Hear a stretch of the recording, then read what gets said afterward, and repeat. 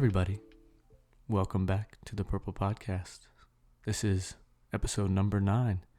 And you know what a fitting episode number as we begin this week with number 9 for the black and red, the Cincinnati Bearcats, taking on the Alabama Crimson Tide. Yes, sir. In the Goodyear Cotton Bowl. Is it Goodyear? I think it is. That sounds right. And we will be going to Dallas. And before we do that, though, let's get a little introduction here for everyone. Mikey, recurring guest. This is his third time on. I guess you're number 1 right now besides me. Yeah, that's true. Yeah. Yep. Griffin was on twice, so I had to come reclaim the throne. You were quick to it too, you know. You didn't let him enjoy that for very long. Couldn't.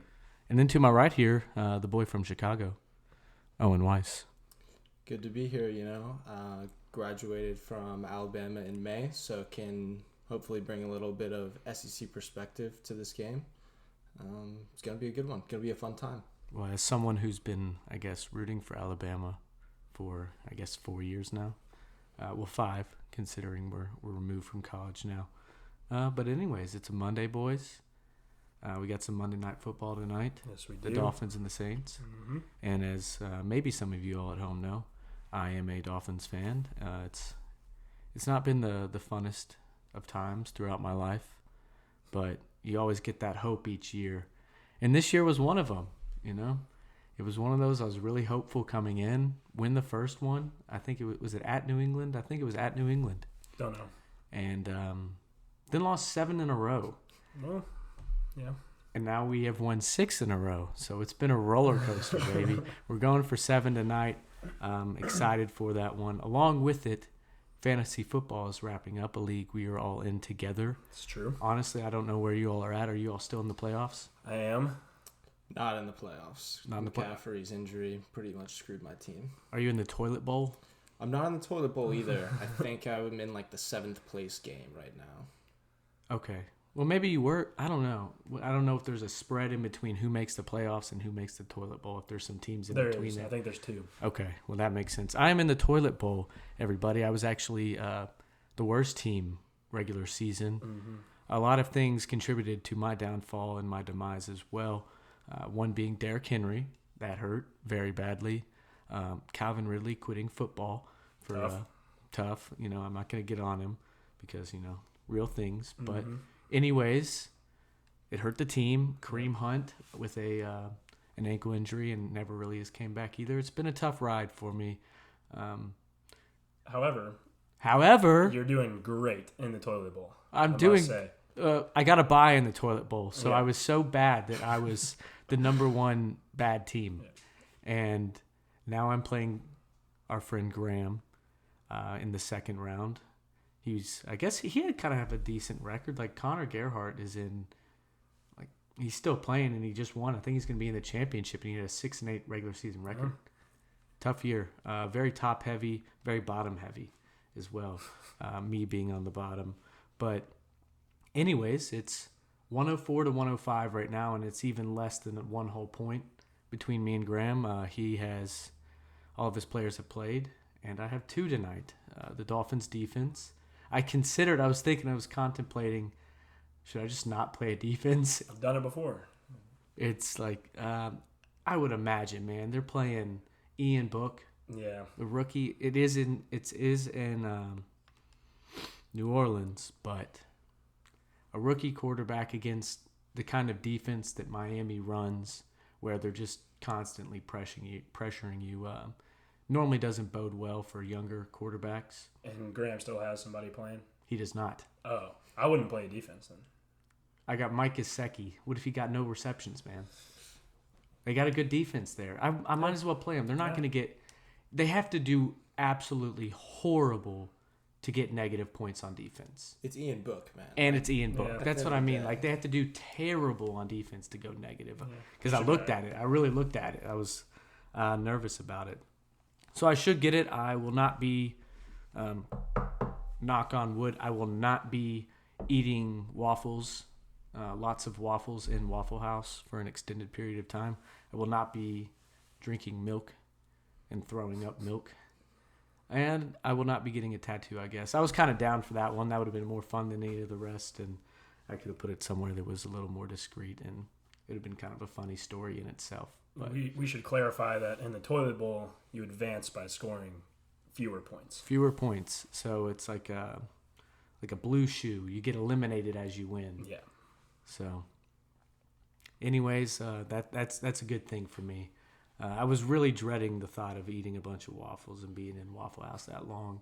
The Milk Mile would have been better because you can get it over with, for sure. But it would have been bad in its own right, no doubt. Nothing will probably happen anyway. So. No. Yeah, Sissel still owes us a Milk Mile, doesn't he? He does. So does Leiter. Okay. As does he. We got a few people. Oh, Leiter still owes us an episode, man. He was supposed to be on here, never came on. We'll get him on. We'll get him on. Well, all right. We're getting into this week. Bowl week, or I guess bowl season is coming into the full swing of things now. We got a lot of games. We got a full slate throughout the week. So it should be some fun. And then we end the week with a very fun game. We are going to Dallas. We are going to be at the Goodyear Cotton Bowl, and we will be rooting on the UC Bearcats. If you're watching at home, I guess there's a video now. Hello, camera. This is the first time we're doing this. It's probably going to come out later, so you're going to hear this before you see it. But maybe it'll be the highlight. Maybe it's what we do to do on the Instagram. Put together some clips at the end. Yeah. Excuse me. Yeah. All good, Mikey. Get it out. But there we go. It's going to be a great trip. Looking forward to it. We're going to be driving down after, not them. You all are going down soon, aren't you? Yeah, I'm leaving tomorrow. Tomorrow? Yeah. And okay. Making it a 2-day trip, so. Okay. So you're gonna stay one night somewhere? Mm-hmm. Okay, that's a lot nicer because I was kind of thinking, y'all are gonna have a whole vacation in Dallas then at that point. Yeah, I think I'm powering through. We're gonna make the whole drive at once, but leaving on Wednesday. So y'all will get that same day pretty much. Yeah.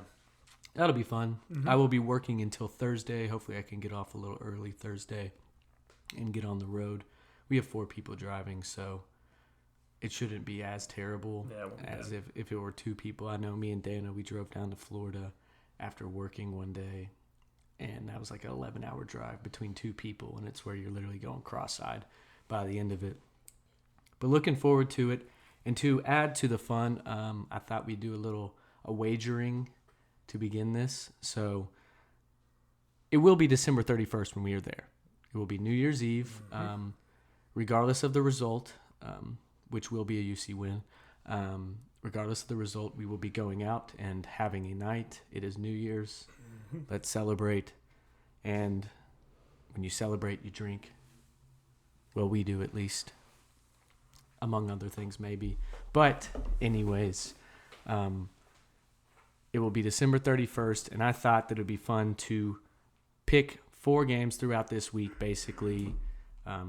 Winner of it all, I guess each individual person will buy him a drink, but then the loser of it all has to buy everyone a drink. So it's a little difficult to follow, but think the person who comes in last out of us 3 will not only have to buy the winner a drink himself, but will have to buy the first round for us, us 3. Okay. And then in second, you also buy the winner a drink, but you don't have to buy the first round. So winner gets 2 drink, loser buys 2 drink, first loser buys 2 drinks, second loser buys 1 drink. Is that what we're saying? Second loser will buy 1 drink, yes. Okay. And then I'm gonna win, so I'm fine with two free drinks. Okay. Well, I guess we'll see. So we're starting with Monday night. I guess I'll begin with you, Mike. We'll go we'll go clockwise. What are you thinking, Mikey? We got the Miami Dolphins at the New Orleans Saints. The Dolphins are 3-point favorites in this one. Who you taking? Dolphins, easy. Easy? Riding that 6-game win streak. Attaboy. Saints are starting Ian Book. Just don't see things going very well for them. Also, need Tua to score 40 fantasy points for me to win in advance. So, need the best game of Tua's life tonight. I remember I told you were like, I got some bad. What's his name? Josh Johnson played well, didn't he? Yeah, he did. He ended up with 17 points. Not 40. Not 40. So. Wouldn't have done it, so you're still alive today. Mm-hmm. So, Tua, it's not his forte to put up 40 points. No. doesn't say it can't be done, but considering what they just did to Tom Brady last week, odds are slim. But I'm a Dolphins fan, baby. I'm a root for you with that. Thanks. Yep, I'm going for 40, maybe even 50. Fuck it. Yeah, that'd be nice. Yeah. I have a feeling we might be all on the same side for this one. I mean, how do you bet on Ian Book? Yeah. Like, how I saw what he did against Alabama in the playoffs a few years ago. Absolutely trashed him. I know the Saints have been playing pretty good. Their defense is legit. They just shut out Tom Brady. That was like the first time he's ever been shut out in his career. Maybe. I think I heard that. Still, man, I'm gonna take the Dolphins as well. Tua's playing better, and like you said, they're on a 6-game run. I'll ride the Dolphins. Yep. I will also be choosing my favorite team, the Dolphins. One complaint I can have against the Dolphins this year as well, aside from the 7-game losing streak, the uniforms. Man, they got the best retro uniforms in football, I think. Have they whipped them out yet? They've worn them maybe once or twice. They need to use them more. They need to switch to that old logo, too. We still have good colors, I think. For teal, it's hard to make it work, but I think it looks pretty good. Anyways, yeah, I think we win.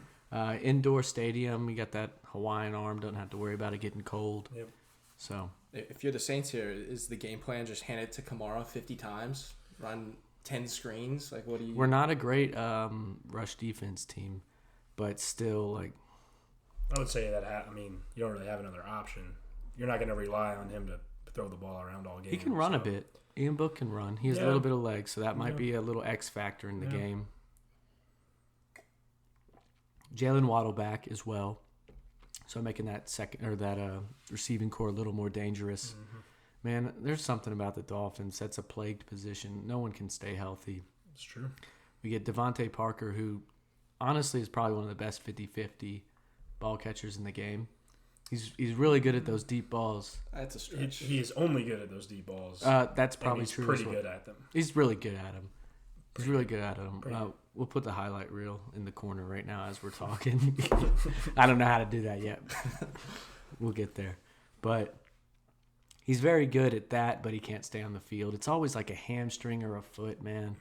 Yeah. Didn't he break his ankle at Louisville or something? I don't know. It was a long time ago. I know he had a foot injury, but Will Fuller comes over. He's played one game, broke his finger first game after a suspension, and hasn't played a game since. Yep. I don't believe. So, anyways, still playing. Lynn Bowden out for the season. Lynn Bowden out for the season. I really liked him too. You know, he's never going to be, I don't think an elite receiver in the league, but I think he could be a Randall Cobb. Yeah, he's a dynamic guy. Yeah. I can't believe the Raiders traded him before his rookie season even started. There must have been some off the field stuff that went down. They were trying to play him at running back. Yeah. And so, just bad idea. And I do think there was a little bit of off the field. You know, I read some articles about him and Ruggs hanging out a lot and not making the greatest decisions. So, well, you know, very sad story with Henry Ruggs as well. No doubt. You don't want to see that by any means, but man, it always is terrible to see someone throw something away, you know, over something so silly, and then for the other people involved as well, it's just very sad. They have it worse. Like, he's still alive. Oh yeah, he has to live with it now, but still alive. Don't do that, kids. So, first game, we are all taking Miami. Yep. I like it. Next game, I guess we'll be moving into some of the bowl games. We have a pretty decent slate tomorrow. What are there, 4 or 5 games? Might be the best or the most games we have this week. Yeah, in one day. Yeah, it probably is. 1, 2, 3, 4. Yeah, there's 5 games tomorrow, so you're gonna be able to watch football all day. You know, just if you're at your desk at work, you know, just have it. Be quick to the minimization. Yeah. No reason to be productive tomorrow. Nah, man. It's not even 2022. Just watch football. Yeah. All right, so December 28th, I'm going with the First Responder Bowl. That's the University of Louisville versus Air Force. All right. U of L is a 1.5 point favorite. Are they 1.5? I got 1 on mine. I see 1.5. I don't know. But, We'll go with 1.5 then. That's 2-1. And I will be taking Air Force in this game. Will you now? Absolutely. Mikey. Absolutely. Staying on brand, huh? I like this pick. Well, the University of Louisville itself, the athletic program, going through, some rocky times ever since Petrino and Pitino left, really. They left their mark and just haven't been able to recover. They've been on the cusp, but I think it's a team that's really down in the dumps after the way they played against Kentucky to end the season. Yeah. They had high hopes because they had won a good amount of ACC games in a row leading up to that. Their offense looked really good sometimes. Yeah, and their offense is dynamic with Malik Cunningham. But this is an Air Force team that is 9-3, tied for first in the Mountain West Conference, coming off a blowout win. I think they're going to be ready to play. They'll have a little bit of pride being a military academy, playing in the First Responder Bowl. Mm-hmm. So I do think Air Force wins the game, not only covers. I like that pick a lot. Cunningham is their whole team, basically. He's their entire offense, and their defense is dog shit. I don't know. I was at the Kentucky-Louisville game. I don't know if either of you all were. I don't think you were. But, man, did they look terrible. I like that pick. I'm going to have to – I thought about Air Force. I thought about it. I'm going head over heart pick here. I'm going to take Auburn -2 against Houston. I know Houston can throw the ball. I saw them in the championship game against Cincinnati. But Auburn, man, they're just too physical, too big. I see a lot of Tank Bigsby. Yeah, no Bo Nix for Auburn. That's right, but I don't know how big of a loss that is because Bo Nix was ass. Yeah. Ass. Okay, not good. But, Tank Bigsby, I know there was some talk of him transferring, but he came back. I think he announced that, and he announced he's going to come back next year. Yeah, he did. I don't see it, man. I saw Jerome Ford run the ball all over Houston in the AAC championship game. I think that's going to happen again, and 2 points is enough. I think that's fair. Yeah. I'll take Auburn. I'm taking Houston. Oh. All right. First head-to-head matchup. I think Auburn just got waxed in their last game, didn't they? I don't know. Who'd they play? Maybe they didn't. Maybe they won, but I don't know, man. I mean, I know they played Alabama. What do you mean? They almost beat us, dude. They basically manhandled us. Yeah, like. They did, but, you see those losses to South Carolina. They can play with everybody. I think it's a case of a 6-6 Auburn team is never going to be as involved as a non-Power 5 team in their bowl game. It's not expectation. It's not up to status quo. I think there's going to be a lot of people opting out of that game for Auburn. I haven't looked into that. That could be one thing, but losing Bo Nix as well, regardless of his playing, losing your starting quarterback is before a bowl game is never a great look. No doubt. But the guy's been playing. Bo Nix hurt his foot, right, or his ankle, so he's been out for a couple of games. He's been playing. He's had some experience. It's not his first game. Yeah. There are 2 things worth noting. First being Auburn. I don't know what their opt-out looks like, but their transfer portal, they've had a ton of people exiting the program, so that'll have an effect. How much? I don't know.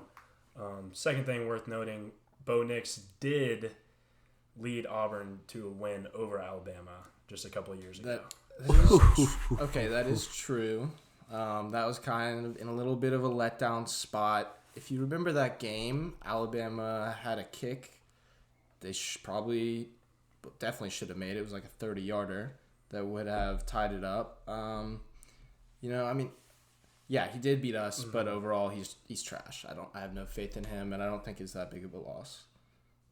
All right. I didn't think Houston played Cincy bad either, but Cincy probably came out as fast as they had all year because typically they're a slower team to get going. I mean, they went into South Bend, came in hard. That was big interceptions in the red zone. I think maybe 2 red zone interceptions. I know one at least is Sauce Gardner, whoever Notre Dame's quarterback. Also they played fumbled 3. A kickoff. Yeah, that's what Will Huber pulled that or picked that up. Did. Mm-hmm. That's cool. Very, very cool. So I'm gonna go with Houston. I think they can definitely play with them. I think Auburn's gonna be missing a lot of people. There's not gonna be a lot of cohesion to that team right now, And I think Houston does it, you know? I get the lack of motivation. I think that it could play a factor, but at the end of the day, I think Auburn just has some better athletes. Mm-hmm. We'll see what happens. Yep. All right, moving on. On to the next, baby. All right, December 29th. That would be Wednesday, correct? Wednesday, yep. I'm going with the Alamo Bowl. This is Oklahoma versus Oregon. That's gonna be a fun game. Oklahoma 4.5-point favorites. 4.5? I got 7 I on got my 7, line. Mikey. Okay, well, Oklahoma 7-point favorites. Yeah, All we're right. going with 7 on that one. All right. What was your Houston game? What was your spread on that one? I got 2. I have 2 as well. Yeah. Okay, so those are good. So, what was the 1.5 one? Louisville Air Force. Yeah. Louisville Air Force. Okay, we got to remember that. All these Yeah, lines I got it are written changing pretty Okay. quickly because COVID and people Yeah. opting Yeah. out. So we're locking in what we got tonight, pretty Correct. much. All right. Okay, Oklahoma -7 doesn't change my pick. If you like seeing a lot of touchdowns, this should be a good game to watch. I'm going with Oklahoma. I think that they'll win by about 7. That was going to be my prediction anyway. There's going to be absolutely no defense played in this game. The over 60.5 points, I think that easily gets reached. Mm-hmm. I saw a stat that said like they're combined giving up like 50.8 points per game. So it's going to be a shootout. And when I've seen Oklahoma playing shootouts, I've only saw it once with Caleb Williams, but he did deliver, I believe.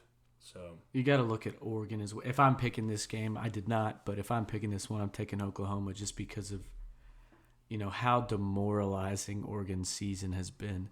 You know, that first win at Ohio State was awesome. Played throughout the season. I don't think they had lost a game yet going to Utah. And they were in the playoffs at that point. Oregon was in the playoffs. They went out. They're in it. Utah throttles them 38-7. Come into the conference championship game, maybe a little rematch game. You're not going to the playoffs anymore, but you're playing for the Rose Bowl, which would have been a big game in itself. And after a team beats you that bad, you don't want to get beat again, obviously. And what do? They get beat 38-10. yeah. They scored 3 more points, and I take Oklahoma in that one. I don't think Oregon has a lot going for them right now in that regards. Yeah, that happens to be my pick as well. I like Caleb Williams. I think he's really, really good. I'm going to go ahead and say he's my Heisman favorite for next season. Yeah. You know, could see a Bryce Young repeat, but I doubt they would give it to the same player twice. They won't like to. No. Yeah, you know they're always going to put up numbers at Oklahoma. Oregon's coach just left. Yep. I mean, so did Oklahoma's, though. Okay, fair. I just think Oklahoma's faster. They're going to score a lot of points. I'll take Oklahoma. Where's that one being played? The Alamo Bowl? Is that San Antonio? Sounds right. Sounds Let's go right. with that. It would be. I mean, it's got to be in Texas. Right, I'd say San Antonio. I don't know where they're playing, what stadium, but Maybe a little home field advantage. yeah, Yeah. Oklahoma, they're there. Yeah. Big 12 territory. Soon to be SEC. True. All right. Your That's pick, interesting. Austin. I'm going with the New Era Pinstripe Bowl. Clemson, of course, fell off pretty hard, but honestly, 9-3, not terrible. You're in the ACC, so you need to go undefeated in that league now to be even considered for the playoffs. Absolutely. But and just where they've been, they're nowhere near where they were, of course. So it's been a letdown of a season for them. But we knew it early on. They weren't as well. I guess maybe not because they played Georgia and played them tight. It was like 10-3. Which is another possible red flag for Georgia. I mean, I it's agree. not a great look. There's a few for Georgia. I'm gonna be honest. But I like Clemson. Their defense has been spectacular, regardless of their offensive flaws.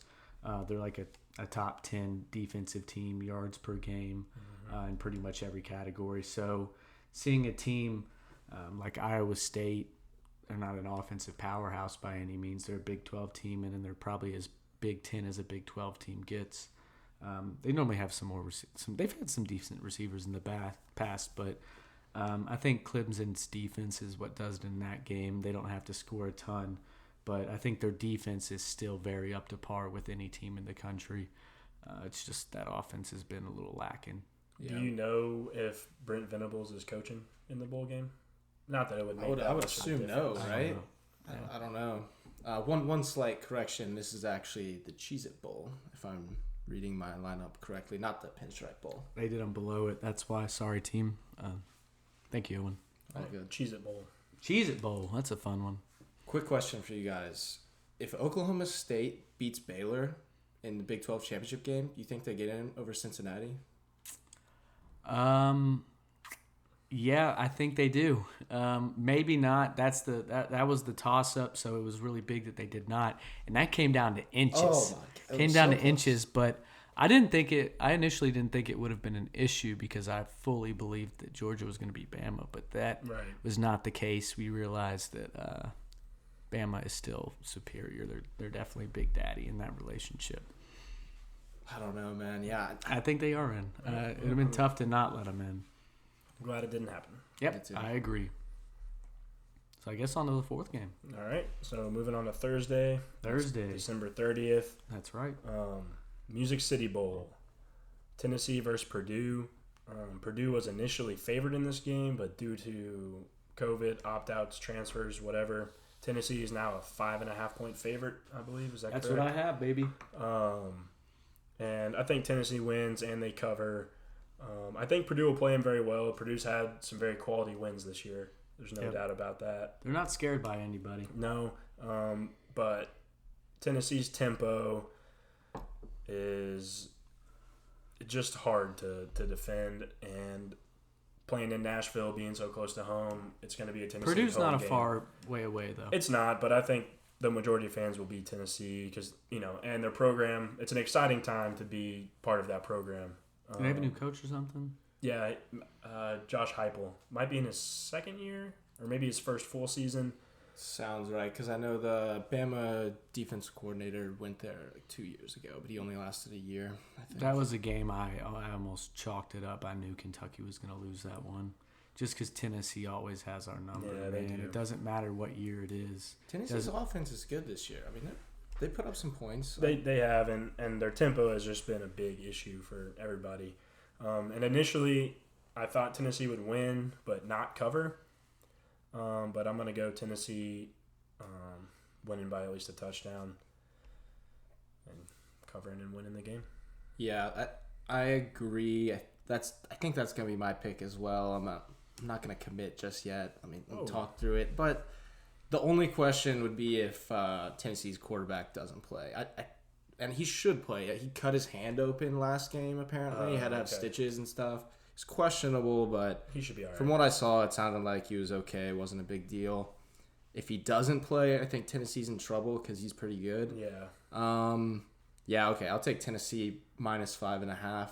Is that what you had too, Mike? Yeah. I wanted to bet on this Pittsburgh-Michigan State game, but the best players are out. Yeah. Kenny Pickett's out. Walker for Michigan State's out.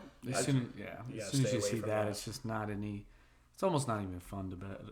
It makes me want to take Michigan State just because Pickett was literally their entire offense. I agree. And I don't know who their backup running back is, but he's got to be able to do something.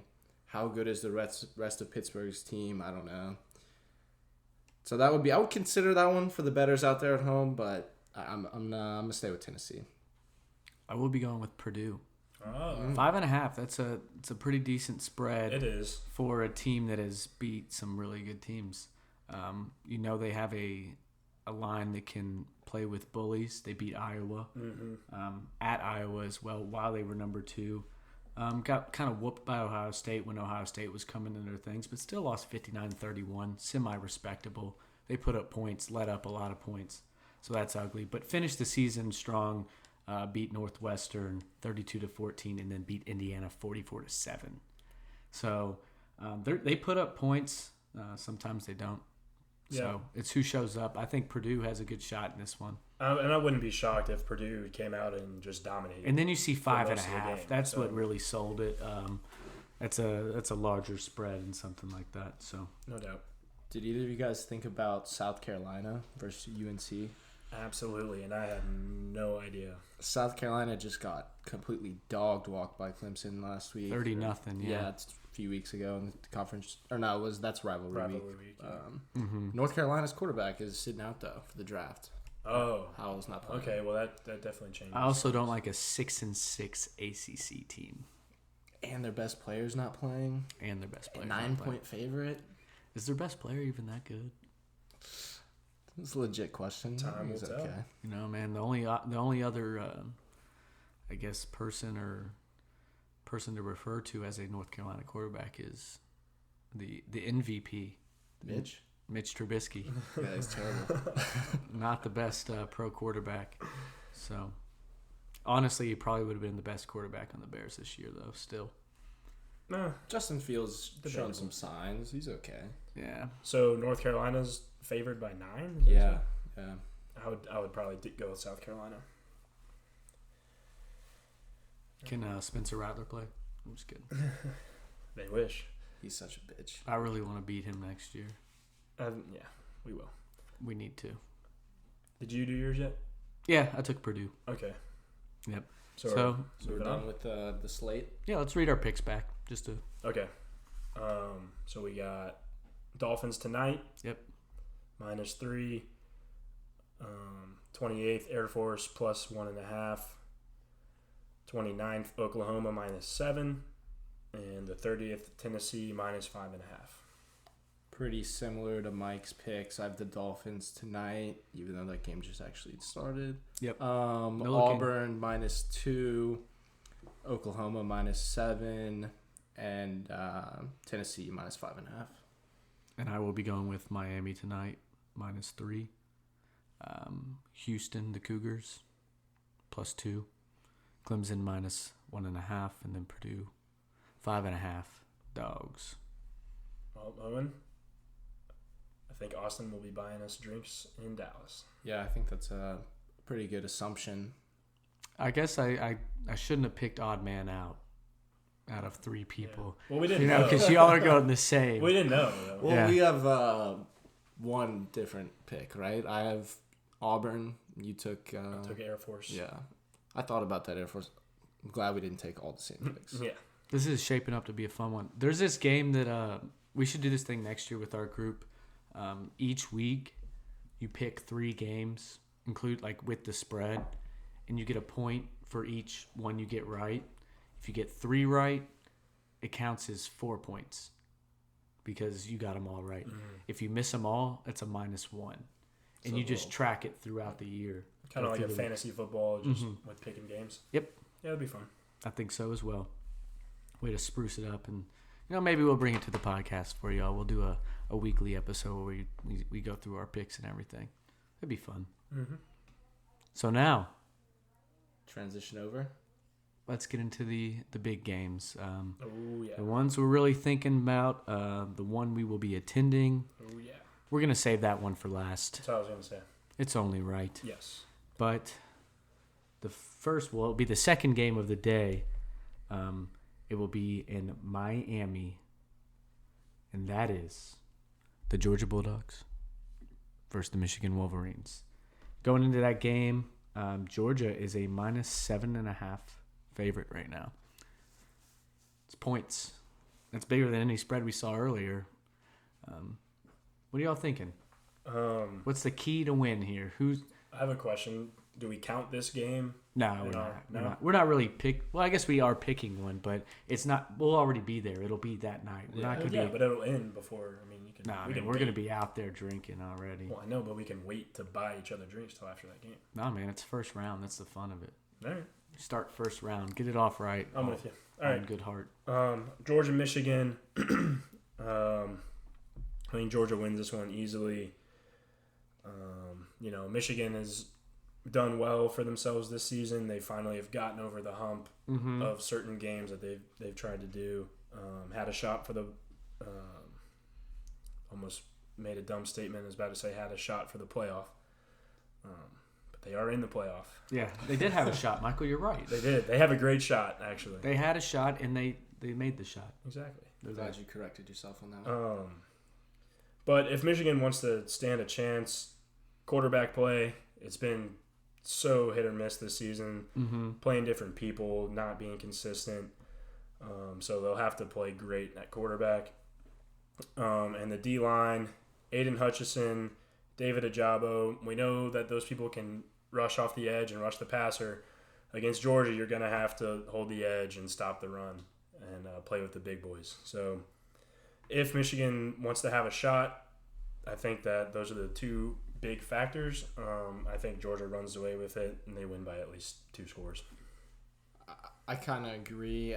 I just don't know how Michigan's going to score the ball. It's going to be tough.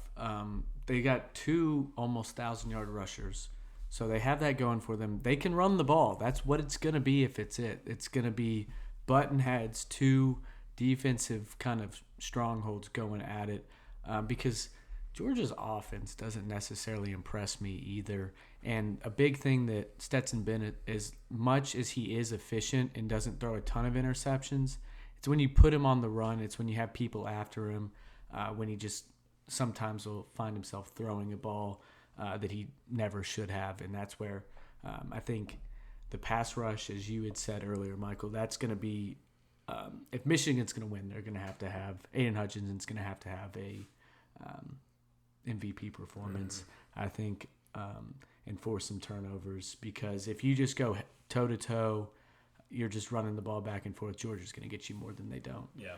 I believe JT Daniels has COVID right now.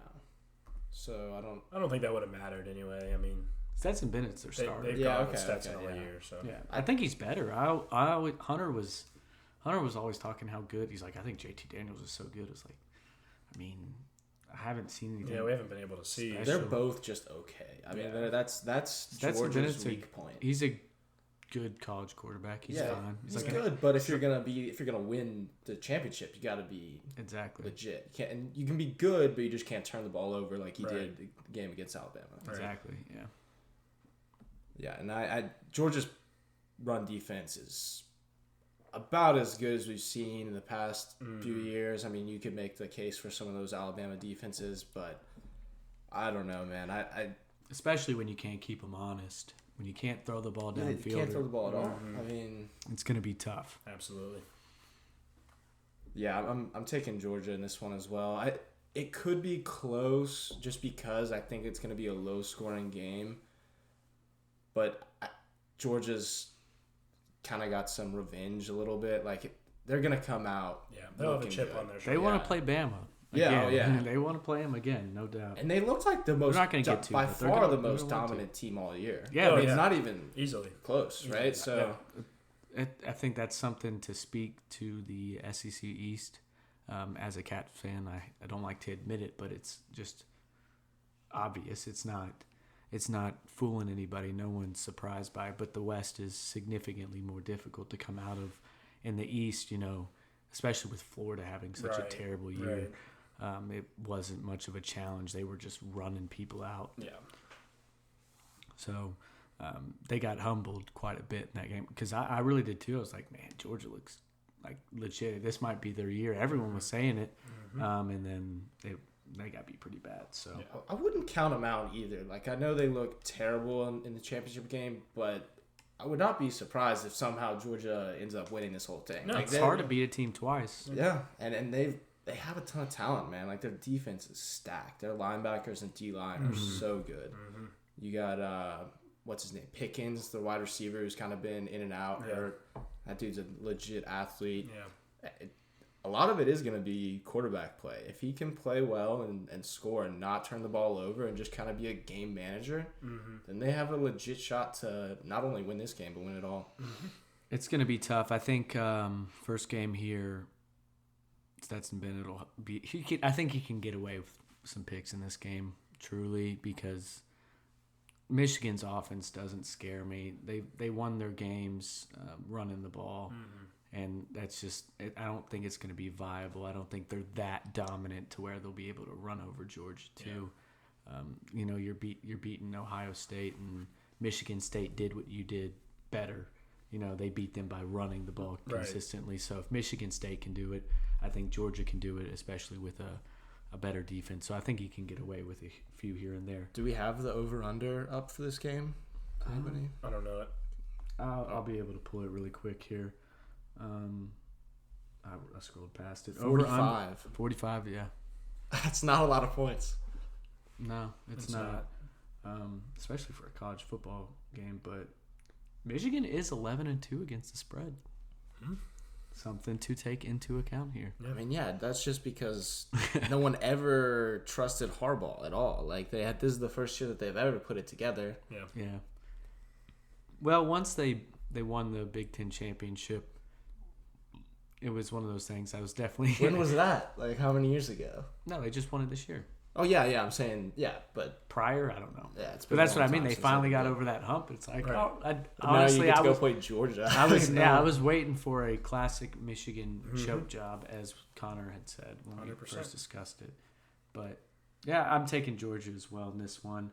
Do y'all think it's weird that these games, the playoff games, are on New Year's Eve and not New Year's Day this year? Aren't they? I thought they're normally on New Year's Eve. I don't think so. Last year we were down in. I know the Cincy Georgia game last year was on New Year's Day, and I thought we went to a bar afterward and watched the Bama game. I thought it was on the 1st, not New Year's Eve. You I might thought be it was- right. They might Pretty flip sure. them around because I think another time though too they were on New Year's Eve. I think it's just to put it on a Friday. Yeah, maybe something like that. I don't know, but All right, moving on. moving on. Now let's get into the game. The game. Underdog tale. Mm-hmm. Honestly, I can't think of what's the saying? Something Goliath. David. David and Goliath. That would be it. It wasn't coming to me. You know, it happens sometimes. It does. But David and Goliath, as we see it, maybe not even on paper though. As we've seen through this year, not only because Bama has lost, you know, it's not that impeccable Alabama team. They've lost a game this year. It was at Kyle Field, in one of the toughest places to play, and a good Texas A&M team as well. But the Auburn game was really showing. Should have lost 2 games. Yeah. I mean, realistically. That Auburn game was really showing. It looked bad because Auburn. I remember watching the first drive and just thinking like Alabama's about to just run it up on Auburn, and then it just never happened. Never could get any kind of cohesion on offense. So, you know, this is a beatable Bama team. They're number 1 in the country, and they just beat a Georgia team who maybe we were overrating the whole year pretty bad. But I think this team can get beat. There's some key injuries that contribute to that as well, that play into Cincinnati's strengths as well. You know, with those 2 corners over there, you're not going to get a better pair. I don't think there is a better pair of corners in the country, and that's at Cincinnati. They got some legit pass rushers. Myjai Sanders is very good, and that's going to be huge as well. Bama's line is good, as always, but if they can get some pressure, I think that's what Auburn did that very well. Yeah, I will say didn't give them time. Auburn torched Alabama's offensive line. They looked a lot better against Georgia, which surprised me. Maybe Georgia's D-line is more like run-stopping focus instead of getting after the passer. But, yeah, they looked a lot better in the SEC championship game. But they're a good line, but they're not as strong as Alabama's had the past couple of years. Yep. So, obviously, what Bama minus 13.5? Is that what y'all have? I know it started there, I have 13.5. So obviously we know Cincy's going to cover, but Because they're going to win. Exactly. So not only are they going to cover, they're going to win. Cincy might as well have been favored by 13.5 because they're going to win by 2 touchdowns. That's right, baby. Hell yeah. You know, Bama's no John Mechie. To me, that doesn't really make, you know, next man up at receiver at Bama. But going against Sauce and Kobe Bryant. If you can at least slow Williamson, what's his first? Jamison Williams. So Yeah. flipped him around kind of, but he's ridiculous. Yeah. If you can at least slow him down, which who better than someone who's never given up a touchdown? Yeah, no doubt. In his college career. And that's a ridiculous stat. That might have been the craziest stat I've seen all year. It is. And another stat for their secondary this whole season, they've only let up 9 passes over 30 yards. I think that they will have to get a couple of turnovers. Sauce Gardner hasn't been tested all season long. I think that will change this game. So he'll need to rise up, force some turnovers, get a pick. Maybe Kobe Bryant needs to get one too. And in order for that to happen, Myjai Sanders, he'll get in there and he'll do his thing. But since he's going to need another person to kind of step up, get after the passer a little bit, and make Bryce Young uncomfortable. And they had some pretty decent run stoppers in the linebacker and court. No one that's incredibly athletic or anything, but just some bigger. I don't think Bama's going to be able to run all over Cincy. I think they're going to be more successful in the pass game, and so the secondary will be tested. And I think if they can rise up, obviously Cincy's front seven haven't seen an offensive line like Bama all year long. It's tough, but I think they will hold their own. And then number 9 will lead them to victory. That's right, They'll baby. advance. I think Kobe Bryant's wearing 8 for this one. Really? Yeah. Why? What's it usually wear? For Kobe Bryant. He usually wears 6. No, he wears 7. Oh, 7? Yeah, 7. I saw something. I think he's wearing 8 just like for Kobe. All right. It's kind of cool. Yeah, it is. You could, you could look at it either way because you're like, damn, I've worn this or this number my whole career, then I'm gonna not wear it's it. my last college game. Don't say that, Michael. Second to last college. Yeah, game. what do you mean championship game? Yeah, man, he'll be able to wear it twice. Sorry, I'm just thinking bowl season and bowl games being your last game. That's right. That's right. Well, he can wear 8 this game, and then wear 24 in the championship. Damn, we might have to DM him and tell him that. Mm-hmm. Tell Des to pass the word along. Yeah. I'll kind of give you my reasons why Alabama could or should win, and then switch over. It's why Cincy could or should win. For Alabama, I mean, you have the Heisman winner. Like, that's a legit problem for Cincinnati. Like, they are going to throw the ball. No doubt. Sauce has not really been tested, but you do have Jameson Williams, who is one of, if not the best receiver in college football. Another thing about Sauce, he doesn't shadow a guy. He just stays on one side. So he's not going to be matched up against Jameson Williams the entire game. But Kobe Bryant, he won the award for the best corner in the There's a country. reason that they don't shadow. I mean, they got equal faith in both people. But I do get what you're saying. Fair enough. But I'm just saying that if they give up big plays, it's going to be tough to beat Alabama. If they get over the top. No doubt. But Bryce Young is really fucking good. Like that's gonna be. I think you get him pressure. You get pressure on him. You don't let him. I mean, he doesn't. I guess he kind of does step up in the pocket, but when he starts rolling out, but you have Myjai Sanders, who's a quicker rusher. He's like a Josh Allen type.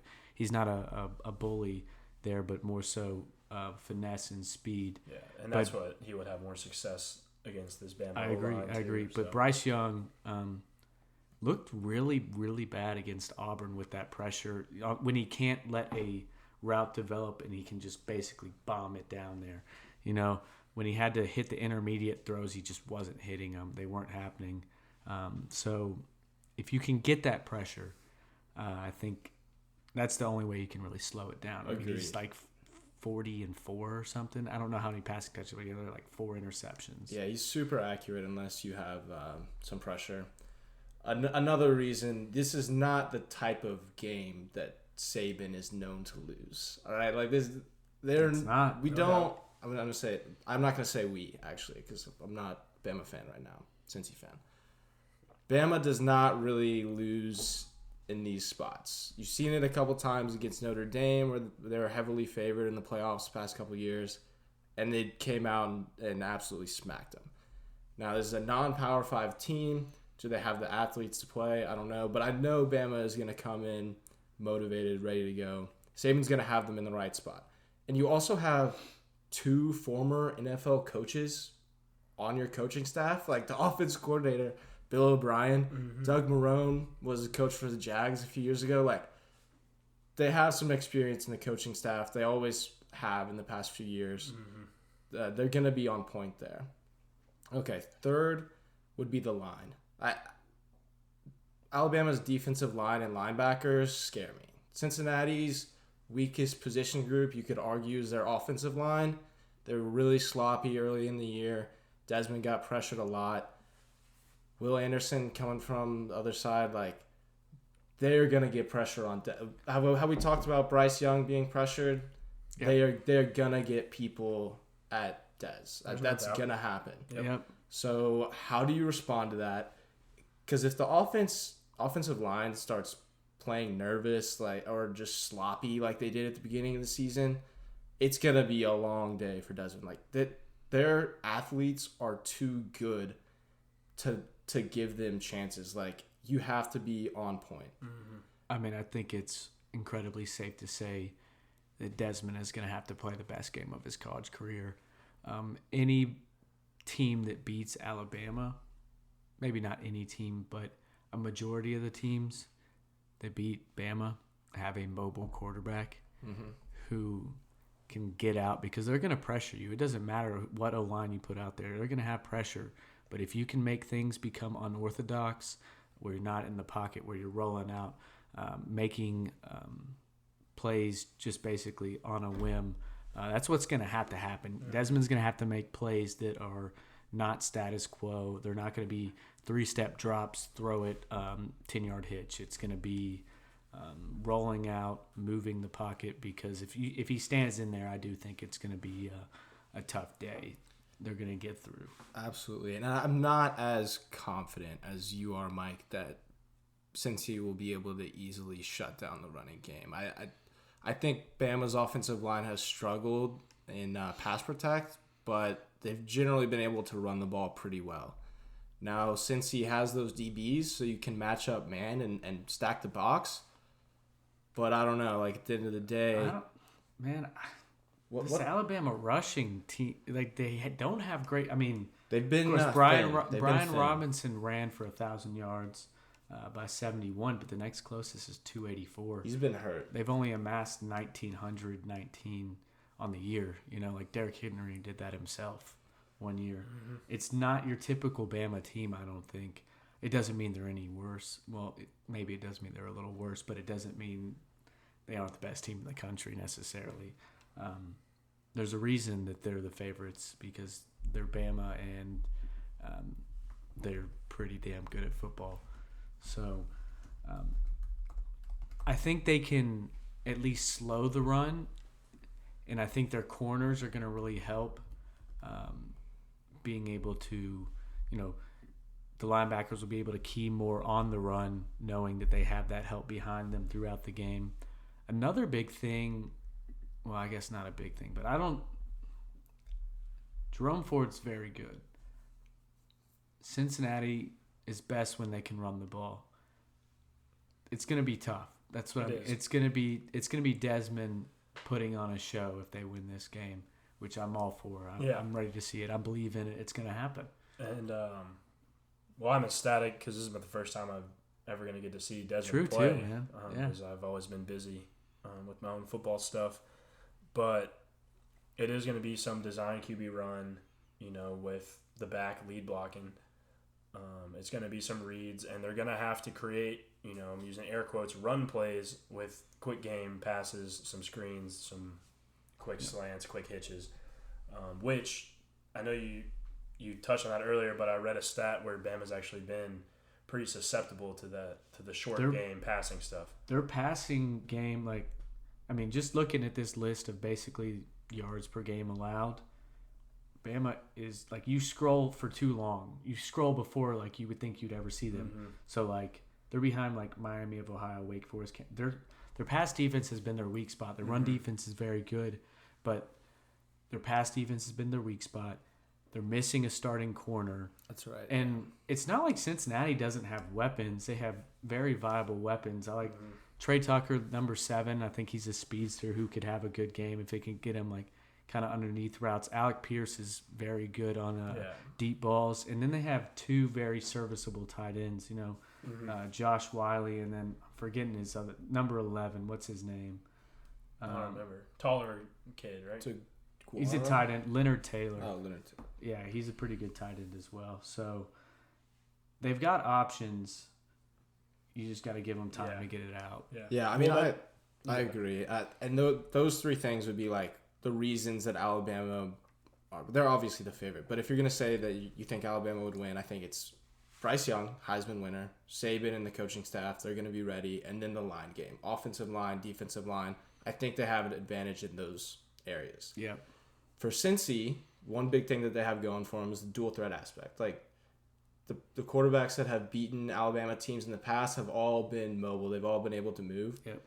And they have started to run with Desmond more as the season has progressed. I was a little bit surprised at the beginning of the season how few run attempts that he really had. It seemed like a lot of times he could have pulled that read option.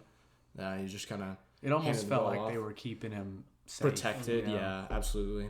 But there's nothing to lose at this point. You know, this is the biggest game of your career, of the school's history as well. I would imagine. I don't know if they won a national championship, but if it was, I'm sure it was in like the 40s or something. But modern era, the biggest game they've had.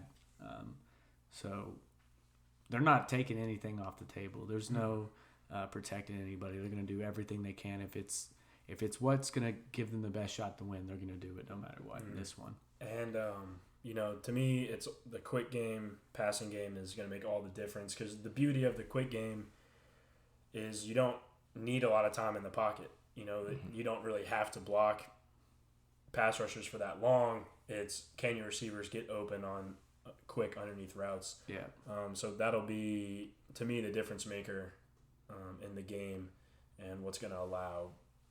Because I think Cincy will do well at it. Maybe throw a little bit of run-pass option in there. Try to keep Bama as honest as possible.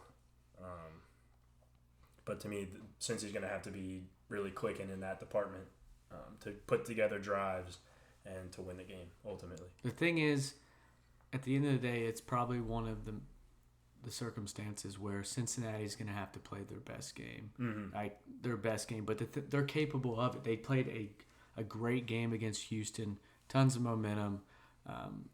I think they have. This team isn't built in one season. This team has been succeeding for over 4 years Which, let's be honest, that's the only reason they're even in the conversation for the playoffs. Their body of work goes years back because, like you said, they wouldn't even have been considered if they weren't undefeated last year or 1-2 lost the year before. Right. And then a good game against Georgia should have won that game last year in the Peach Bowl. Right.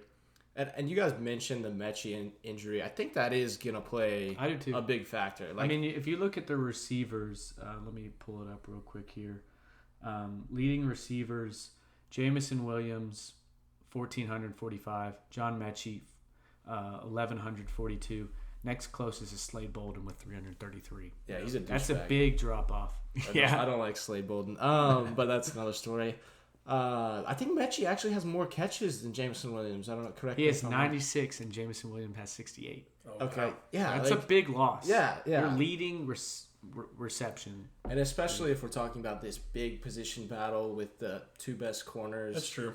I mean, that's a big factor. And then losing Josh Jobe on the other side, I think is a big deal too. I mean, they have Kool-Aid, which badass name, one of my favorites in college football. He's a good guy, good player, 5-star, but he's inexperienced compared to Josh Jobe, and it's just more opportunity for Desmond to possibly throw that long ball. Mm-hmm. So have you fully adopted Bama at this point? It's still probably not hard to root against them in this game, or is it?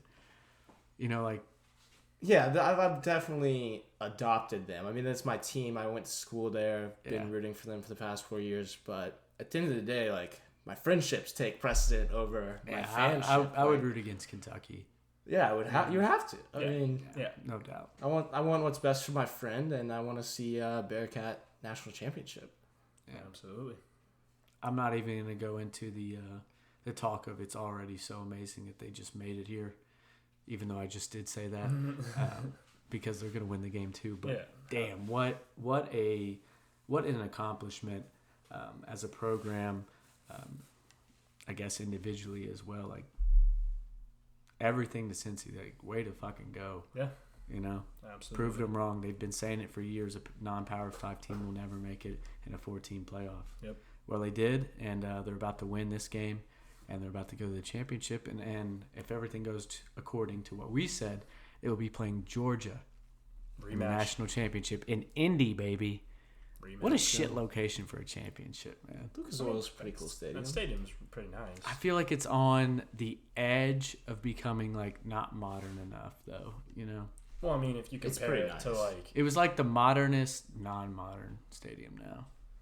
I don't know exactly what that means, but it was pretty nice. I went there a few years ago, and it was a good time. I was pretty impressed. But I feel like even as like a destination kind of deal, because Yeah, I feel like maybe that's more as- part of them as yeah.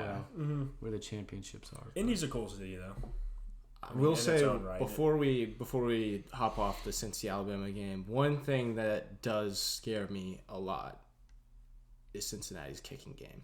Oh, it is so yeah. bad. Well, that's the elephant in the room. Yeah, I didn't think did. about that. I did miss on so that. I bad. did think about it, but I forgot to bring it up. And if we're saying this has to be a game with minimal to no mistakes, no self-inflicted wounds, that's the biggest area of concern for me, man. They couldn't even make a 25-yarder in the AAC championship game. Like, I'm concerned. Bama's gonna put up points, It's valid. and if we can only score touchdowns, like that's a legit problem. Oh, shit, I'm concerned about extra points.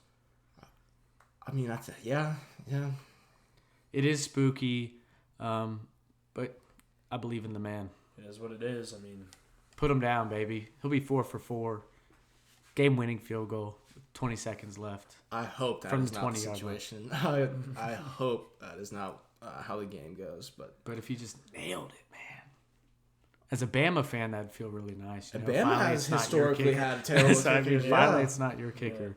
But too bad the bad kicker's going to make it. He's going to be great tonight. Okay. That night. He's going to be great in Dallas. Positivity. go down in history. He's going to be great in Dallas. So, hypothetical championship game. We got Cincy, Georgia. I think it's a better matchup. Possibly. I think For Cincy? just from the offensive standpoint, I don't think Georgia doesn't worry me as much. Their running backs are good. They got a good duo with Dalvin Cook's brother, and then what's the other one's name? I don't remember. It's like Zaire. Zaire Smith White. or White? Something like that. They're definitely not as dynamic as Zamir White. Alabama. So you're talking Georgia's offense is a better matchup? Yeah. Yeah. I think it okay. helps. I for Because they're just I not mean, as good. Yeah, that's pretty easy. Yeah. But Yeah. I think it presents a bigger challenge for Cincinnati. defensively? Yeah. Cincinnati offensively going against Georgia's defense. Yeah, that's what Yeah. that's kind of what I meant, but I didn't. I think that is an even more challenging. Maybe not a better pass rush team, but interior defensive lineman Jordan Davis, is that his name? I mean, Well, when you average giving up less than 10 points a game, that is a scary statistic. The only team that's ever made them really look bad this year was Bama. yeah, They did look really bad against Alabama. they did. They got exposed, but I expect that to be tightened up. Another in the thing, Michigan like, game. we mentioned this, like Alabama is a huge favorite going in, but this team is very much beatable. I've watched like all of the Bama games for the past 4 years, and this is by far the most beatable team. Even when, I guess not after Tua got hurt that year, but whatever. Like they barely beat Florida. Florida's not very good. No, they're not. Should have lost to Auburn. And if they lose to Auburn, they don't go to the SEC championship game. They don't play Georgia. They're not even in the playoffs. So, like, Very true. yes, this is a huge moment, non-Power 5 team. But out of all the Bama teams that you could play, this is not the worst one. Now, you still have a Heisman quarterback and some legit players, but they have a good chance. I mean, that's all you can ask for in the playoffs. in the You know, game. so- yeah. I agree. In the game. What a fun time that'll be. Those tickets are steep. Y'all think you're making it into the stadium for that game? Yeah, I am. We got 5 for my family. So. Oh, already? Yeah. You know, I have mine as well. oh, Fuckers, man. I think they went down in price. Like They past couple they of days. will, and they will after the game as well. I think because a lot of people were buying like of those 4 groups. But right now they're like 1,000 for After the game. like after the 2 games, and there's only 2 teams left to buy tickets. Oh, you're talking about Indy. Yeah, dude. Oh, championship? Yeah, Oh, that's what I'm talking I haven't about. bought championship No, I game. haven't looked at Oh, okay. Well, yeah, I've looked at those already as well. Those are $1,000 for the worst seats. We might be picking out a bar for that one, Yeah. We'll see. or sneaking in. We can. But I do think cross that bridge. I think the when we get tickets there. would go down. Yeah, But they will go down. man, looking forward to it. It's been a kind of hectic week, and then it's going to be another one as well. You know, you had the holidays, you had Christmas. You just got back from New York before Christmas as well. You just came in back from Chicago. A lot going on, and we're going to do some more traveling. We're going to go down to Dallas, and then hopefully a week later, we're going up to Indy. But looking forward to it all. We're going to have fun regardless. Go Cincy, go Bearcats, go number 9. We're gonna cut this one off now. We did an hour and 6, guys. It was good work. Nice. I think we put some really good things Quick out hour. there. That was good. Yep. So I'm gonna let Mikey sign off for you here. All right. Ecstatic to be back in the studio. I hope to be back again. Go Bearcats. Go Cincy. Cats by 90 against Iowa. Didn't talk about that, but lock it in. Yep. Hope Go everybody Cats. had a great holiday season, and we'll see you from Dallas. Owen. Goodbye outro. Yeah, hopefully I can hop back on the pod whenever I'm in town. Looking forward to partying with you guys in Dallas after the Bearcats beat the Alabama Crimson Tide. Go Bearcats. I'm looking forward to that first round. Whoever comes in last, and I'm looking forward to my second drink for whoever comes in second. I already know what I'm gonna get. I was joking that time. I was joking. I already know what I'm gonna get. But anyways, yes, go Bearcats. Cats by 90 on Friday. Cats by 90 on Saturday. Let's go, Desmond Ritter. Take him to the ship, baby. Bring it home. Let's go. Amen. So, all right, everybody. Go ahead, Mike. My bad. I cut you off. Go ahead. No, I just said amen. Amen. Okay. Purple Podcast, number 9. Go number 9. Thanks for listening, y'all. I love you. Maybe we'll see you in Dallas.